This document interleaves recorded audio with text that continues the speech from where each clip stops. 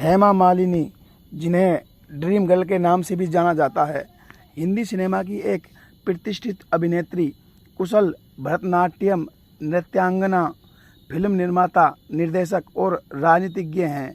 वह न केवल अपनी सुंदरता और अभिनय के लिए प्रसिद्ध हैं, बल्कि उन्होंने भारतीय सिनेमा में अपनी कला और व्यक्तित्व से एक विशेष पहचान बनाई है। हेमा मालिनी का जन्म 16 अक्टूबर 1948 को तमिलनाडु के अम्मनकुडी गांव में हुआ था। उनके पिता वी.एस. रामानाथन एक व्यवसायी थे और माता जया चक्रवर्ती एक फिल्म निर्माता थी। उनका पालन पोषण एक पारंपरिक तमिल परिवार में हुआ। शुरू से ही हेमा को शास्त्रीय नृत्य में रुचि थी और उन्होंने भरतनाट्यम, कुचिपुड़ी और मोहिनी अट्टम जैसे नृत्य शैलियों में प्रशिक्षण प्राप्त किया।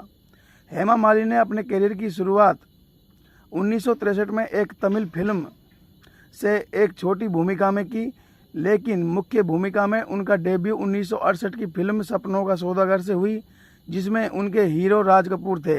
इस फिल्म के बाद उन्हें ड्रीम गर्ल के नाम से लोकप्रियता मिली।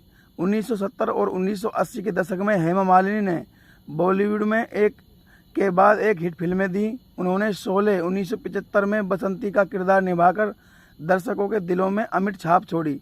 इसके अलावा उनकी प्रमुख फिल्मों में जॉनी मेरा नाम, सीता और गीता, ड्रीम गर्ल, सत्ते पे सत्ता, अंदाज, कभी कभी, राजा जानी, कुदरत, नया जमाना और बागबान शामिल है।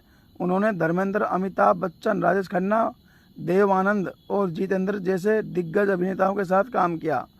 हेमा मालिनी एक प्रशिक्षित भरतनाट्यम नृत्यांगना है और उन्होंने देश विदेश में कई मंचों पर प्रस्तुति दी है।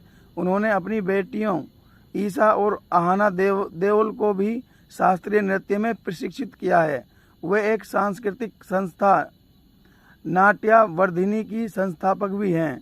हेमा ने फिल्मों का निर्देशन और निर्माण भी किया है। उन्होंने 1992 में दिल आसना के साथ निर्देशन की शुरुआत की, जिसमें शाहरुख खान और दिव्या भारती ने मुख्य भूमिका निभाई।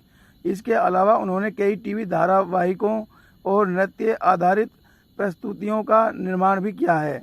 हेमा मालिनी ने भारतीय जनता पार्टी से जुड़कर सक्रिय राजनीति में प्रवेश किया। वे 2003 में राज्यसभा की सदस्य बनी और 2014 के लोकसभा चुनाव में मथुरा से सांसद चुनी गई। इसके बाद 2019 में भी वे मथुरा से पुनः सांसद निर्वाचित हुई। संसद में उन्होंने महिला सशक्तिकरण, संस्कृति और पर्यटन से संबंधित विषयों पर विशेष रुचि दिखाई। हेमा मालिनी ने धर्मेंद्र से 1980 में विवाह किया। इस विवाह से उन्हें 2 बेटियां हुई, ईशा देओल और आहाना देओल। धर्मेंद्र ने हेमा मालिनी से शादी करने के लिए इस्लाम धर्म स्वीकार किया, क्योंकि वे पहले से ही विवाहित थे। हेमा मालिनी को उनके अद्भुत अभिनय और कला के लिए कई पुरस्कार मिल चुके हैं। उन्हें 2000 में भारत सरकार द्वारा पद्मश्री से सम्मानित किया गया।